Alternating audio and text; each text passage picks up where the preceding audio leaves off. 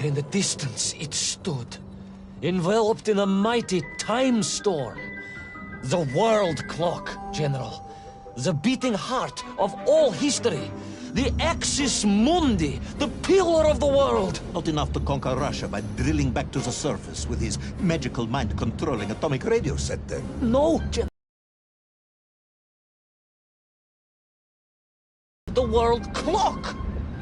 Then his message would radiate with every tick and every tock. He would not simply be the Tsar. He would be the Tsar of all time, the eternal tyrant, the literal incarnation of everything our glorious revolution stood to overthrow.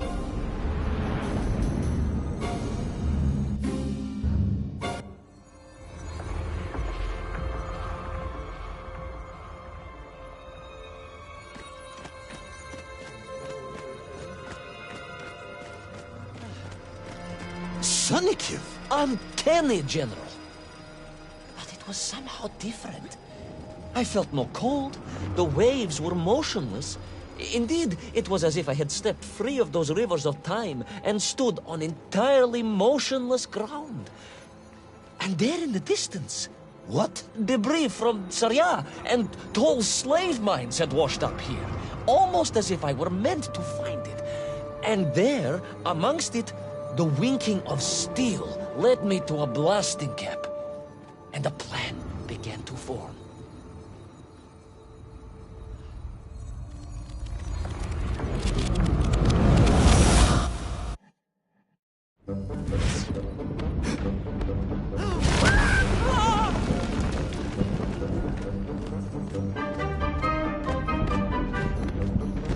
The terrain was ferocious. Explosive eruptions of fire and heat. Thunderous emissions.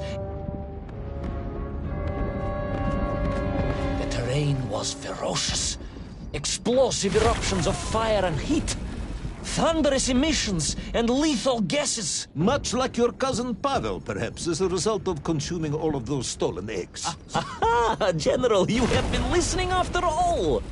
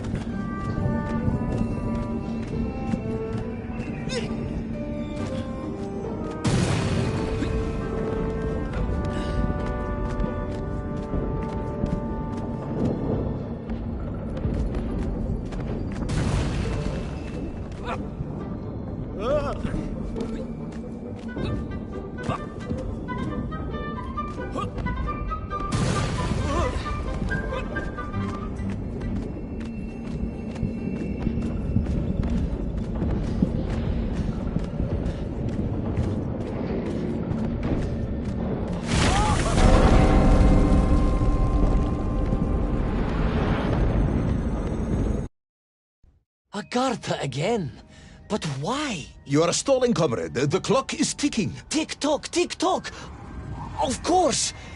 In a flash of inspiration, I understood.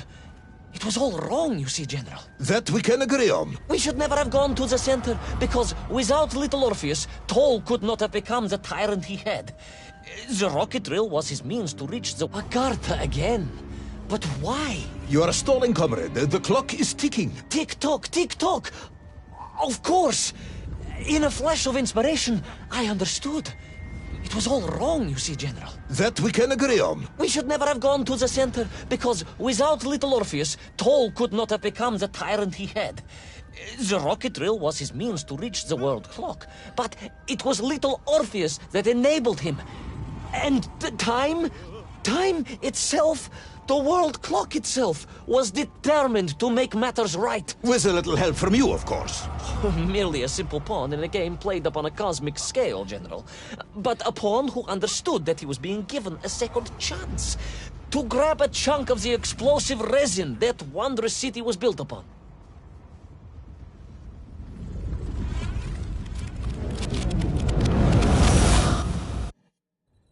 And I was back. The mighty river of time roared past me, carrying the weight of the whole of history with it. Even for you, this is a stretch. Our time is almost up. I have to submit my... And I was back. The mighty river of time roared past me, carrying the weight of the whole of history with it. Even for you, this is a stretch. Our time is almost up. I have to submit my report within the hour. Time, General.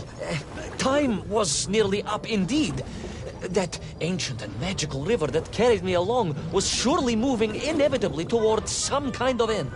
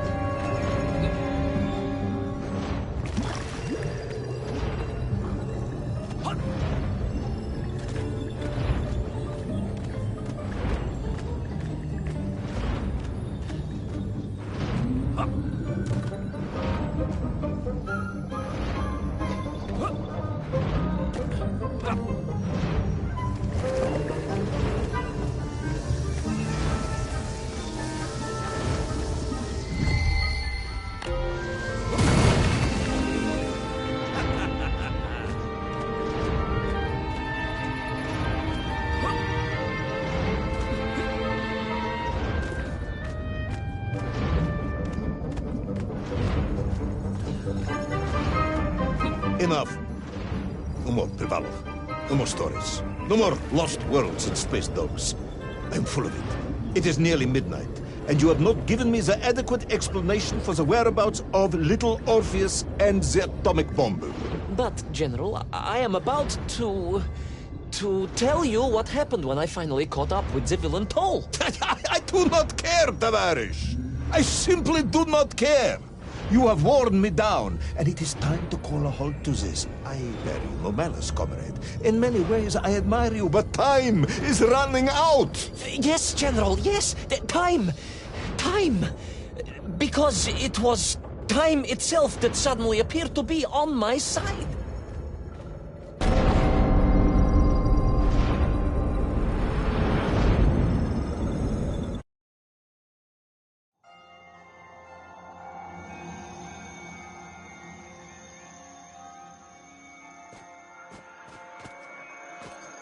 Perhaps the world clock was so impressed with your egg-wearing antics it decided to return you to Plutonia for a second attempt. I would strongly suggest you cut to the chase. The chase, yes. The pursuit of Toll and little Orpheus. I stood there with the resin fragment in one hand and the blasting cap in the other, and then, just like that, a clock began to ring. The world clock? No, General, an alarm clock. My Slava alarm clock, in fact, given to me by Auntie Marcia. The one who married the beef investigator. The very same. And the moment I saw that clock, I knew what I had to do.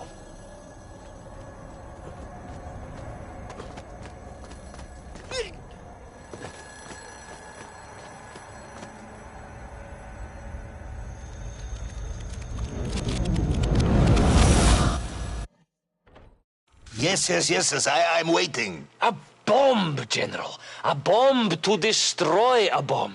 So, you decided to build a bomb, eh? A bomb To destroy little Orpheus. It was a simple plan, really, General. Yes, you are very fond of your simple plans.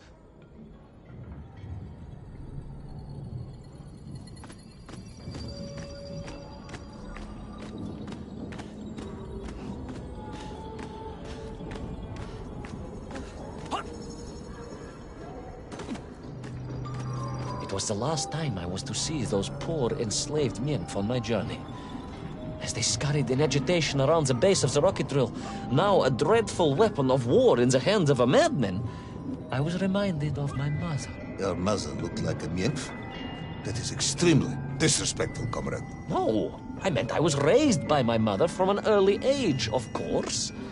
My childhood memories of my father were all too brief. You are rambling, Comrade Privalov. Time is running out.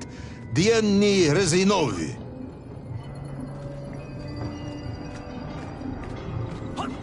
Time will run out for us all, General, will it not? And it ran out for my father on the shores of Volga. Your father fought at Stalingrad? He did, General. So did I. Well, so you see, General. Perhaps we are just the same, you and I. Perhaps we are all just Menkf in the end.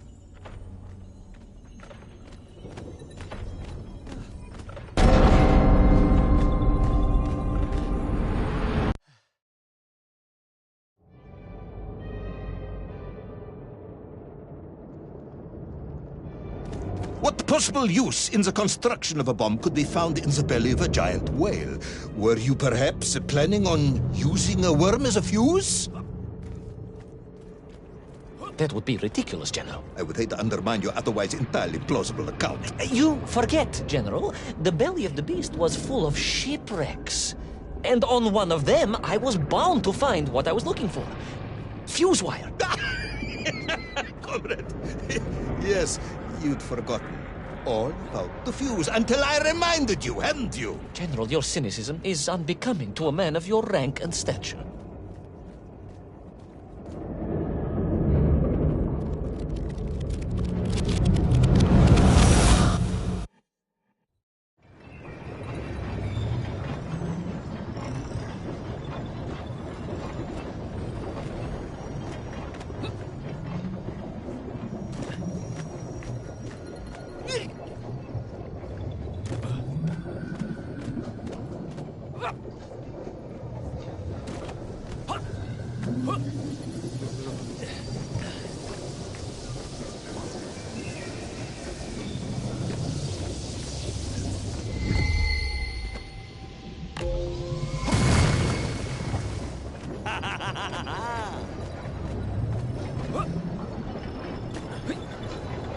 The clock was now ticking, General. Literally.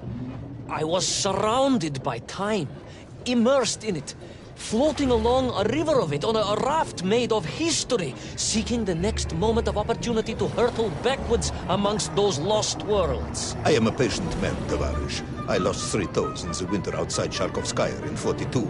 A drunken dentist removed 2 frostbitten toes and 1 perfectly healthy one.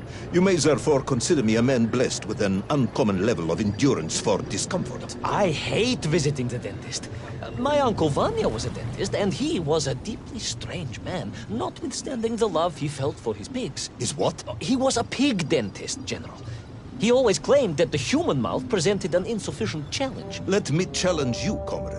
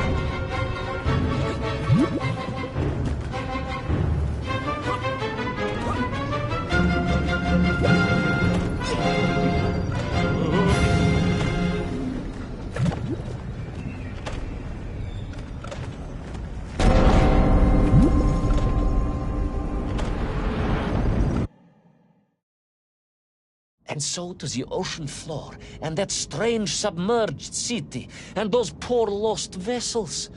To find a shell case to hold all of my scavenged ingredients, the last piece I needed to construct my bomb. Ah, yes, I have been waiting for this. General? Time, Ivan Ivanovich.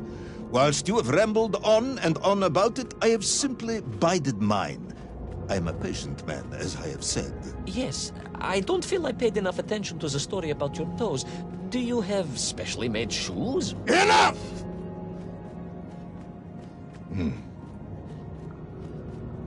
Now I have your full attention. Indulge me, Tavares. Explain to me how you made this bomb. General? Your bomb, comrade, that you so brilliantly constructed to destroy little Orpheus. Tell me how you made it.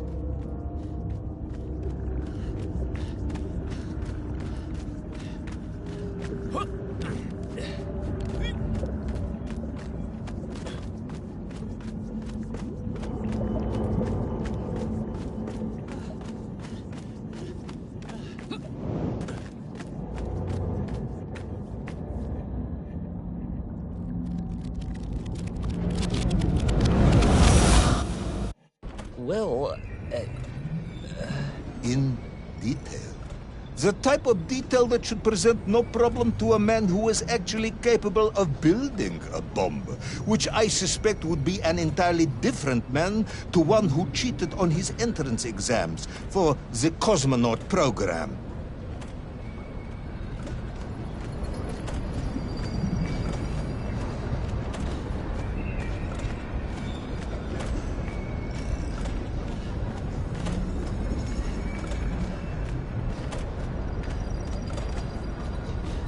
You are uncharacteristically silent, comrade.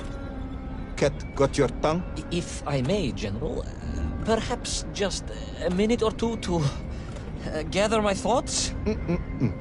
There are precious few minutes left. We have reached our conclusion, I think.